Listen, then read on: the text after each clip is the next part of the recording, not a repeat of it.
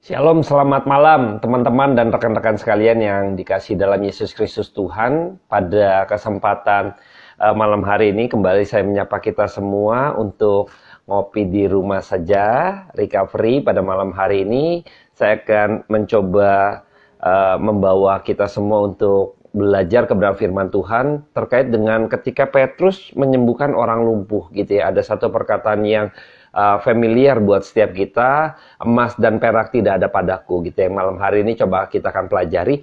Sebelum kita mulai, saya seruput dulu kopi saya sebelum kita mulai, oke?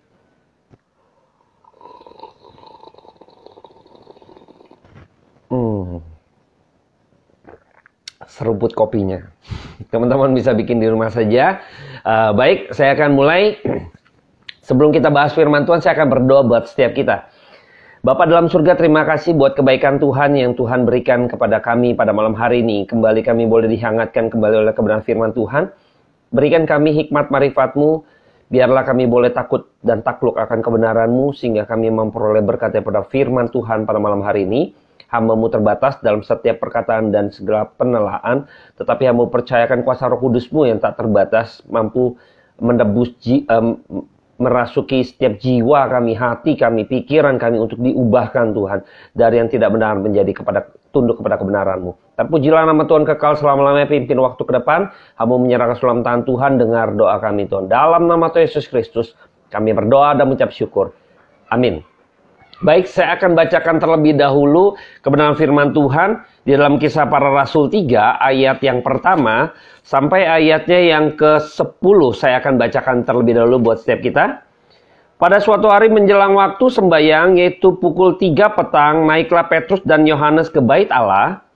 Di situ ada seorang laki-laki yang lumpuh sejak lahirnya sehingga ia harus diusung.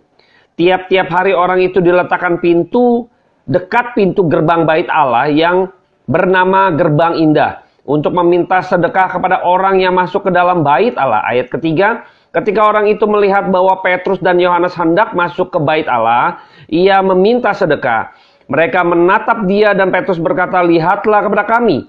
Lalu orang itu menatap mereka dengan harapan akan mendapat sesuatu dari mereka. Tetapi Petrus berkata, "Emas dan perak tidak ada padaku, tetapi apa yang kupunyai kuberikan kepadamu. Demi nama Yesus Kristus orang Nazaret itu, berjalanlah."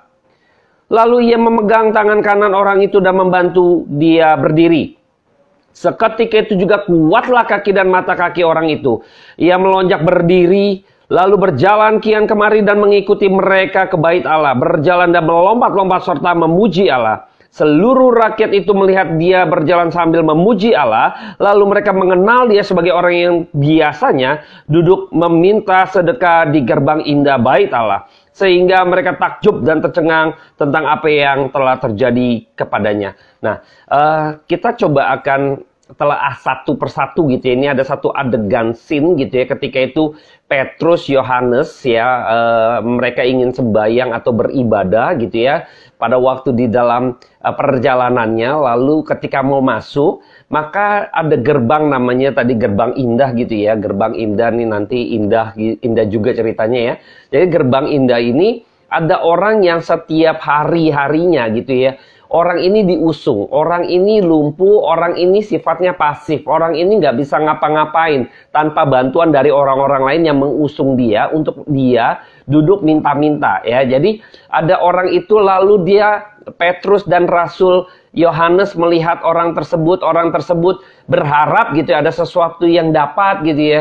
Lalu ketika itu Petrus justru bilang, "Emas dan perak tidak ada padaku." Singkat cerita, lalu dia menyatakan kuasa daripada Tuhan lewat kebenaran yang Petrus sampaikan, yaitu demi nama Yesus. Lalu orang ini mata kakinya kuat gitu, lalu dia melonjak memuji Allah, melompat, lalu juga ikut dengan Rasul Yohanes dan Petrus. Nah, ini kira-kira ceritanya demikian. Dan kita coba akan telah satu persatu, slice by slice. Di dalam setiap adegan tersebut ada makna yang mendalam yang kita bisa pahami bersama untuk supaya kita mengetahui bahwa betapa besarnya anugerah Tuhan, betapa keselamatan itu benar-benar kasih Allah itu tercurah atas setiap kita. Konsep dasar yang seperti apa sehingga iman orang lumpuh ini itu juga didapati oleh kita, orang-orang berdosa nih. Sekarang iman kita jangan-jangan nggak beres juga gitu ya. Jangan-jangan lebih beres dari orang lumpuh ini gitu ya. Tapi pada malam hari ini saya akan coba kita pahami dulu.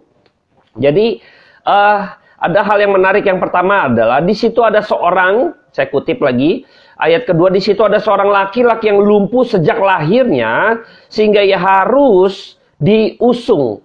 Ya, tiap-tiap hari orang itu diletakkan dekat pintu gerbang Bait Allah yang bernama Gerbang Indah untuk meminta sedekah kepada orang yang masuk ke dalam Bait Allah. Jadi dia bukan ada di dalam Bait Allah, tetapi dia berada di luar Bait Allah, yang emang dia orang lumpuh ini sifatnya tidak bisa berbuat apa-apa. Ini seperti penggambaran orang berdosa. Orang lumpuh ini seperti penggambaran orang berdosa, orang yang akhirnya tidak bisa berbuat apa-apa. Anda dan saya ketika jatuh dalam dosa, ketika manusia sudah jatuh dalam dosa, maka manusia pun tidak bisa memiliki sesuatu yang bisa dikatakanlah bisa diperhitungkan oleh Allah untuk diselamatkan atau untuk merespon segala sesuatu terhadap apa yang terjadi gitu ya. Tidak. Orang lumpuh ini benar-benar tidak bisa merespon apapun. Dia hanya bisa digotong. Dia berada di luar. Ini penggambaran orang berdosa. Orang lumpuh ini adalah orang berdosa yang berada di luar daripada Allah, yang berada di luar, yang tidak bisa, tidak mampu untuk datang kepada Tuhan. Itu adalah penggambaran orang berdosa. Kita ini adalah orang berdosa. Orang berdosa ini tidak mungkin untuk mengenal Allah dengan benar. Konsekuensinya sangat jelas gitu ya. Jadi ketika itu gambar Allah sudah dihancurkan oleh karena dosa memberontak terhadap Allah. Manusia yang memberontak terhadap Allah maka tidak mungkin lagi memiliki pengenalan yang sejati. Mengenai pengenalan yang benar terhadap Allah yang sejati tadi. Tidak akan pernah mungkin. Tidak akan pernah mungkin. Ini konsep dasarnya. Ya, orang lumpuh ini pun sama seperti orang berdosa. Yang tidak mampu untuk datang kepada di Bait Allah gitu ya. Nggak boleh gitu ya. Jadi orang-orang lumpuh ya dianggap tersisi gitu ya segala macam. Dan penggambaran orang lumpuh, orang terus mandul ini apalagi sejak lahir ya. Jadi artinya orang lumpuh ini bukan karena kecelakaan, oleh karena kesalahan dia. Misalnya saya tadinya waktu lahir sehat, lalu akhirnya saya lumpuh gara-gara diri saya. Misalnya saya tabrakan lah, nggak hati-hati, atau saya makan terus akhirnya stroke lain sebagainya. Tidak demikian. Ini tetapi emang lumpuh sejak lahir. Artinya waktu proses kelahiran, kita tahu ya kalau proses kelahiran kan tidak ada yang bisa berintervensi manusia. Mungkin sekarang sudah canggih teknologi gitu ya. Bisa ngecak gitu ya, lalu diramu kira-kira gitu ya untuk sel telur dan sel sperma yang bibit-bibit unggul lalu dijadikan satu supaya lahir nanti generasi yang baik dan sebagainya. Bukan itu gitu ya. Teknologi mungkin bisa demikian, tetapi hak kedaulatan Tuhan tetap milik Tuhan. Proses kelahiran menunjukkan tidak ada intervensi daripada manusia untuk bisa gitu ya ikut-ikutan di dalam kelahiran tadi. Jadi artinya fakta ini jelas. Waktu manusia jatuh dalam dosa, setiap bayi yang lahir itu sudah di dalam keadaan tanda petik lumpuh secara rohani. Orang ini orang lumpuh sejak lahir. Dia tidak bisa mampu merespon apapun. Maka dia tidak mungkin bisa datang untuk sembahyang gitu ya. Ini penggambaran manusia yang sudah berdosa tidak akan pernah mungkin datang kepada Allah. Tidak akan pernah mungkin. Gitu. Jadi orang lumpuh ini yang emang sehari-harinya itu digotong, dibawa. Bergantung pada orang yang di sekitarnya. Kalau orang itu juga nggak ada yang gotong gitu kan, dia juga nggak bisa gitu. Datang kucuk-kucuk duduk di gerbang indah gitu ya. Beda dengan zaman kita sekarang. Sekarang ini orang minta-minta itu kalau ditolong gitu ya, justru nggak mau malah kabur gitu. Kenapa? Karena pura-pura sakit ya, pura-pura pincang, pura-pura lumpuh dan lain sebagainya. Ini fake semua, palsu semua gitu ya. Tetapi tidak dengan orang ini. Nah, orang lumpuh ini adalah penggambaran kita sebagai manusia berdosa.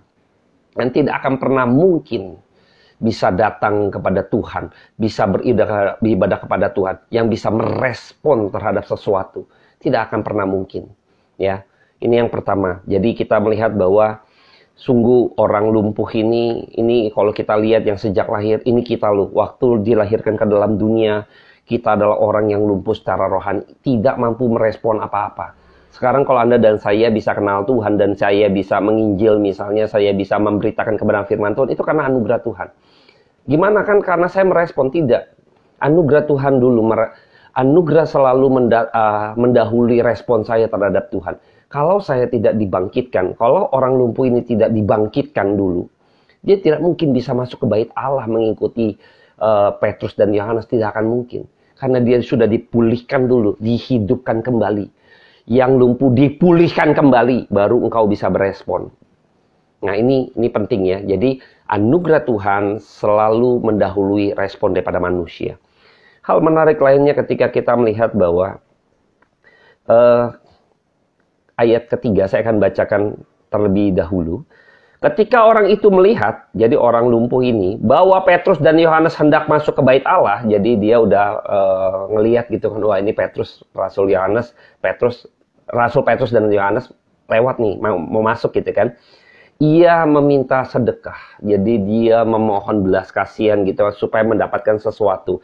Tetapi yang menarik adalah perkataan daripada Petrus dan Yohanes ayat 4. Mereka menatap dia dan Petrus berkata, ya, menatap dia dan berkata, emas dan lihatlah kepada kami. Ini yang pertama dulu ya, ayat 4. Lihatlah kepada kami, Rasul Petrus dan Rasul Yohanes hendak ingin menyampaikan sesuatu yang penting, ingin memberitakan Injil, untuk memberitakan kebenaran. Dia minta perhatian yang khusus, minta perhatian yang sungguh-sungguh untuk menatap kepada kami, gitu ya. Jadi ini satu, Petrus meminta kepada orang lumpuh ini untuk benar-benar memiliki perhatian terhadap perkataan yang sebentar akan disampaikan oleh Petrus dan Yohanes, gitu loh. Jadi dia minta perhatian khusus gitu kan. Engkau perhatikan, engkau tatap saya gitu kan. Tatap mata saya gitu ya. Jadi ketika kita berbicara dengan orang lain, ketika di dalam studi gitu ya, psikologi, waktu kita memperhatikan mata orang lain. Jadi kalau kita datang bertemu dengan orang lain, lawan bicara, kita mata ke atas. Nah, kita berarti ingin memperhatikan orang tersebut, apa yang akan dia disampaikan, kita akan memberi perhatian secara sungguh-sungguh dan khusus gitu, kira-kira demikian. Kalau orang nggak ngobrol sama kita, lalu dia sambil lalu gitu ya segala macam, sebenarnya dia lagi nggak fokus, dia capek. Lu mau ngomong aja lah, gue nggak peduli lu ngomong gitu ya. Ya ini seperti itu. Jadi Petrus meminta kepada orang lumpuh ini untuk minta perhatian sungguh-sungguh gitu ya. Karena dia akan menyampaikan apa yang mau dia sampaikan, ini penting gitu ya. Jadi dia minta perhatian sungguh-sungguh, perhatikan, tatap kami, tatap mata saya gitu kan, perhatikan saya. Ingin benar-benar engkau hari ini, saat ini, aku mau minta waktumu, kamu dengar baik-baik, kamu perhatikan baik-baik. Sebentar saya akan bicara gitu ya. Nah ini ayat kelima, yang ketika orang itu menatap mereka dengan harapan mendapat sesuatu dari mereka. Jadi waktu dia tatap, oke, wah kayaknya lu mau kasih gue duit banyak gitu ya. Jadi memperhatikan dengan harapan gitu ya, untuk memberikan sedekah ya. Harapannya itu dari orang lumpuh ini gitu ya, dari orang lumpuh ini. Tapi ayat ke-6 dikatakan, tetapi Petrus berkata, ya, emas dan perak tidak ada padaku. Dia berharap sesuatu yang bersifat jasmania, yaitu saya minta uang.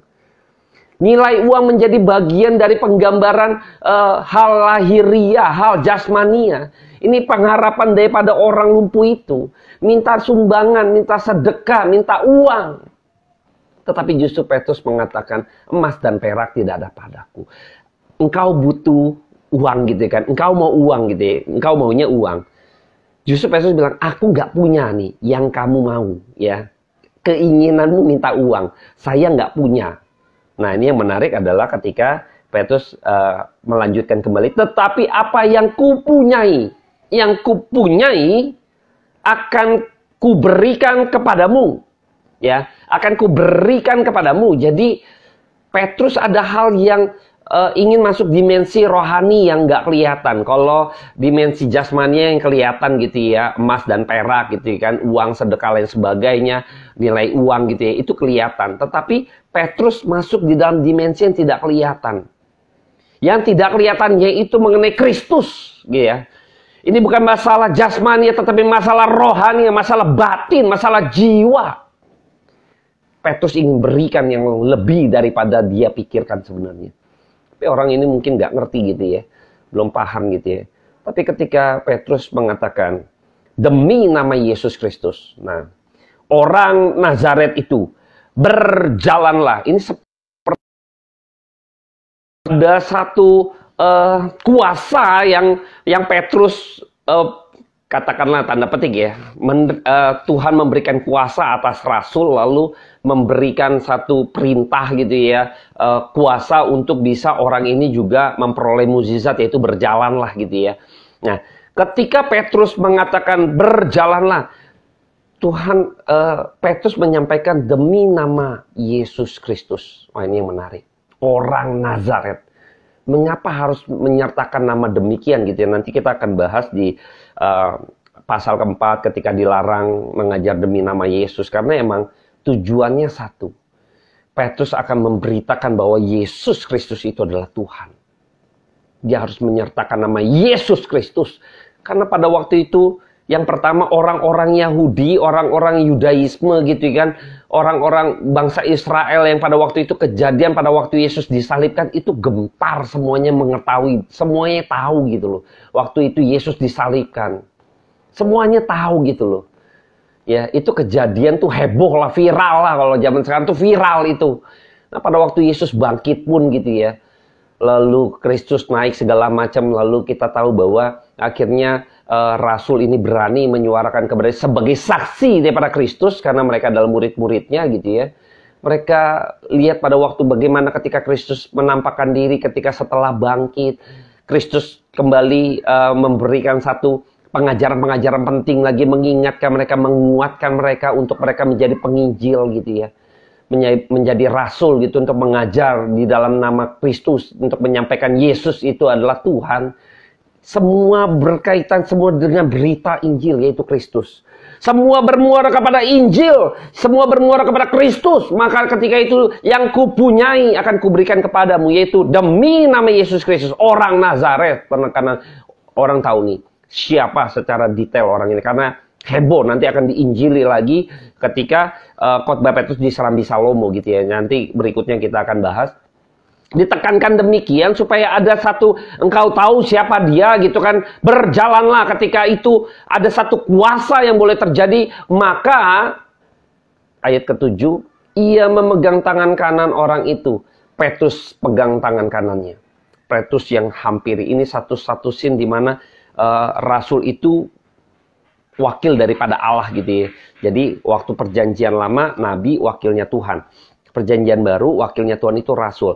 Jadi seakan-akan keselamatan datang itu dari Tuhan, membawa, mengangkat orang tersebut, orang lumpuh.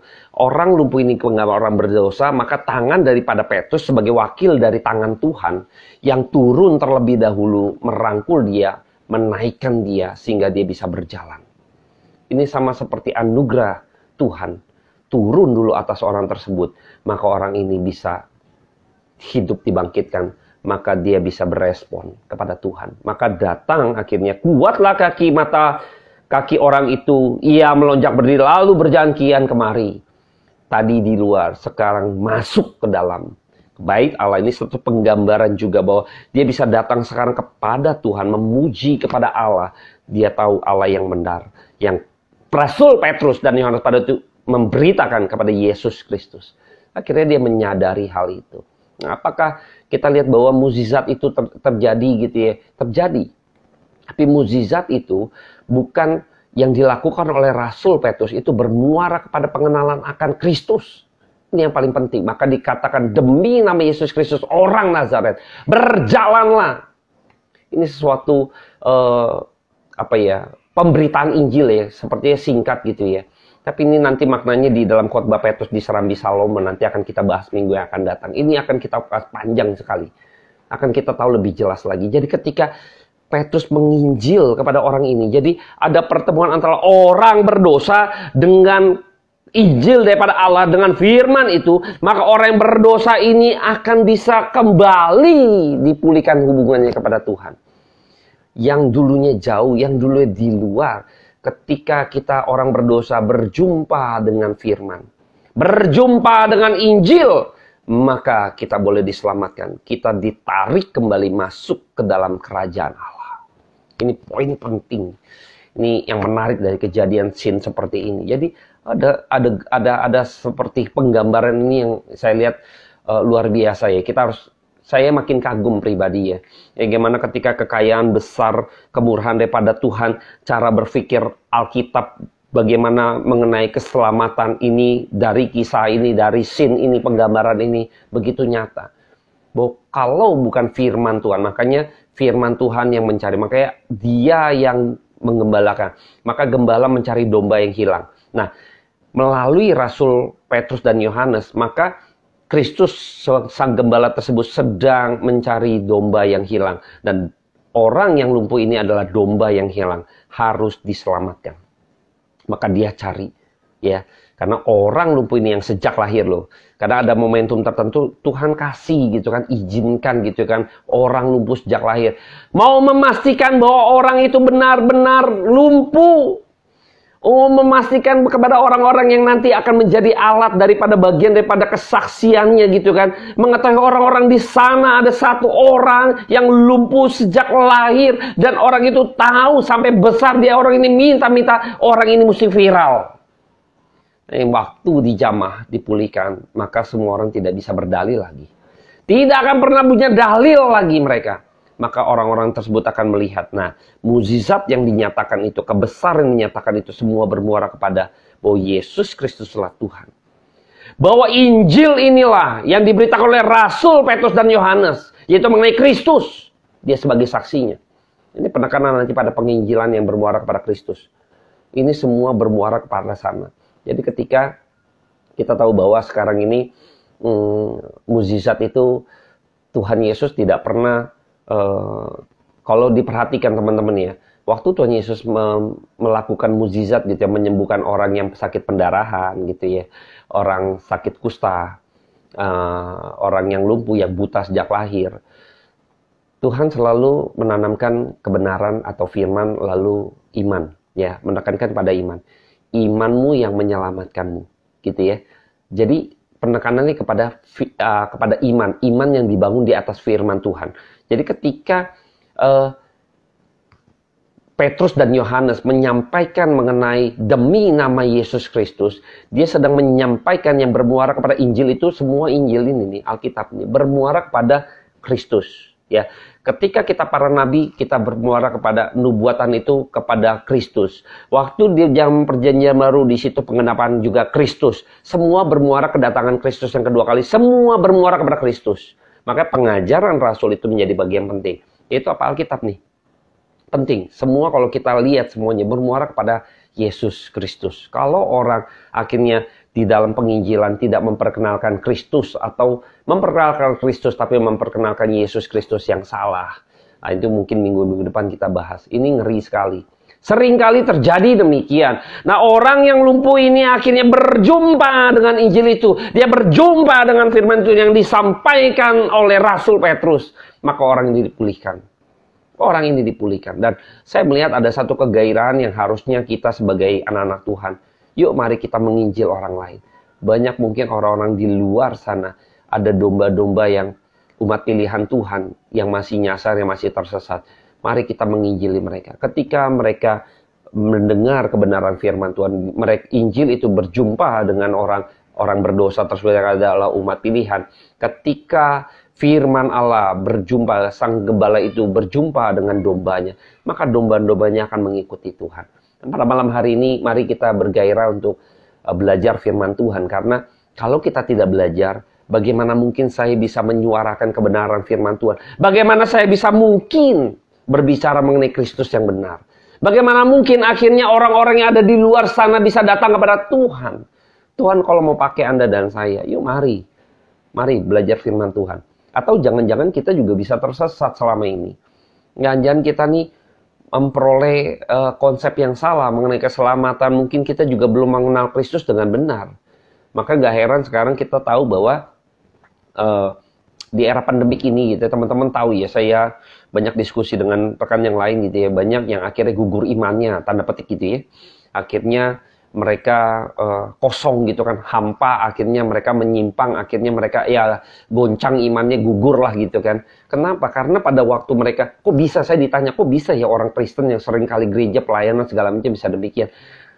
Saya mengatakan, nggak jaminan waktu orang rajin ke gereja, waktu orang rajin pelayanan itu gitu kan, dia ke gereja mana dulu, apa yang dia dengar dulu di gereja. Hamba Tuhannya sampaikan, kenalkan yang mana, Kristus mana yang dia kenal, yang diperkenalkan dan lain sebagainya. Saya selalu tanyakan itu, karena secara pengajaran gitu ya, waktu kita tertanam dalam kebenaran firman Tuhan, justru harusnya kita makin tertanam. Itu prinsipnya seperti itu. Nah, pertanyaannya adalah, apakah dia mengenal Kristus? Kalau dia mengenal Kristus, dia akan sama seperti benih, akan mencari unsur hara, terus akan menyerap ke bawah yang tidak kelihatan, yaitu apa? Firman Tuhan mengenai iman yang tidak kelihatan, tapi nanti akan terkonfirmasi dalam hidupnya ya. Nah, saya nggak bahas bagian itu, tapi yang saya mau bahas adalah, yuk mari kita benarkan konsep kita ketika kita tahu bahwa dalam hidup ini, bahwa mukjizat itu tidak pernah membawa orang lain untuk bisa datang kepada Kristus, tetapi Injilnya, kebenaran firman Tuhan yang mampu membawa orang berdosa itu datang kepada Kristus. Itu poin paling penting. Jangan dibolak-balik. Jangan dibolak-balik. Nah, nanti kita akan minggu depan akan kita bahas lagi apa isi daripada khotbah nanti ya. Jadi orang-orang tercengang akhirnya gitu ya. Orang-orang tercengang, orang-orang melihat, orang-orang akhirnya ada yang takjub, mereka tercengang nih, banyak versi ya. Kita tercengang, kaget, penasaran, bingung gitu ya. Kok bisa gitu ya? Banyak sini tanda tanya di dalam pikiran setiap orang-orang yang pada waktu itu melihat. Kenapa? Karena pasti nggak habis pikir. Akhirnya mereka berkerumun gitu ya, berkerumun. Nah, sekarang nggak boleh berkerumun ya karena pandemi COVID ya. Mereka berkerumun artinya di situ adalah satu momentum besar ketika itu Rasul Petrus berkhotbah mengenai Kristus. Nah, ini poin penting, selalu bermuara merujuk kepada Kristus. Injil yang disampaikan harus bermuara kepada Kristus. Menyampaikan, meninggikan Kristus. Itu harus itu. Poinnya harus menuju kepada itu. Kalau tidak, maka bukan sebagai Injil yang sejati gitu ya. Nah, ketika saya melihat bahwa orang ini akhirnya melonjak, lalu berjalan kian kemari, mengikuti siapa? Mereka ke dalam bait Allah. Akhirnya orang yang lumpuh ini menjadi orang yang percaya bukan karena mukjizat, tetapi dia karena imannya sudah diletakkan dasar yang benar. Dia mau mengenal Kristus, maka dia mengikuti Rasul Petrus dan Yohanes. Rasul Petrus dan Yohanes. Nah, saya akan coba kutip di ayat yang ke-12, saya akan kutip saja. 11 dan 12 saya akan kutip, minggu depan akan kita bahas. Karena orang ini tetap mengikuti Petrus dan Yohanes, maka seluruh orang banyak yang sangat keheranan itu datang mengerumuni mereka di serambi yang disebut serambi Salomo. Petrus melihat orang banyak itu lalu berkata, "Hai orang Israel, mengapa kamu heran tentang kejadian itu? Dan mengapa kamu menatap kami seolah-olah kami membuat orang ini berjalan karena kuasa atau kesalahan kami sendiri?" Nah, ini menarik ya. Ke depan kita akan kupas lagi ya. Petrus dan Rasul Yohanes gitu ya, enggak menganggap ini bahwa kesalehan saya karena kehebatan saya dapat karunia daripada Tuhan gitu ya. Hamba Tuhan sekarang berasa saya mendapat, wah ini khusus nih, spesialis gitu kan, penyembuhan, spesialis mukjizat gitu ya. Dia mengklaim, kadang jemaatnya memberikan predikat gitu ya. Bingung saya. Kadang hamba Tuhan demikian. Rasul Petrus sama Yohanes bilang, bukan atau kau pikir dengan kesalehan kami gitu ya. Ini orang yang rendah hati demikian. Sadar bukan dia. Kristus ya. Nah, seringkali hamba Tuhan yang sekarang ini sedih juga kadang orang melihat gitu ya. Mengklaim kadang kayaknya spesialis, ya udah kayak dokter aja, spesialis jantung, spesialis paru, spesialis gigi misalnya ya. Aduh, kadang bagian dalam gitu ya, spesialis tulang gitu ya. Aduh, kadang saya pikir hamba Tuhan ini spesialis karunia mukjizat nih, penyembuhan gitu kan. Datang gitu kan, hebat dah dia kalau apa-apa gitu kan. Tidak ada kaitannya dengan demikian. Jangan mempredikatkan atau jangan menganggap diri bahwa saya spesialis ya Tuhan ini. Karunia Tuhan ada. Tapi perihal mukjizat gitu ya. Itu semua kembali boleh iya, boleh tidak. Tapi yang tidak boleh adalah Injil, yaitu pembelajaran firman Tuhan. Yang tidak boleh adalah tidak pernah menggali kebenaran firman Tuhan. Harus menggali firman Tuhan.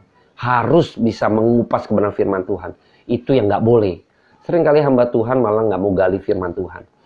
Mau yang ya yang datar-datar, yang baik-baik, yang ya yang asik-asik gitu, yang enak didengar dan sebagainya.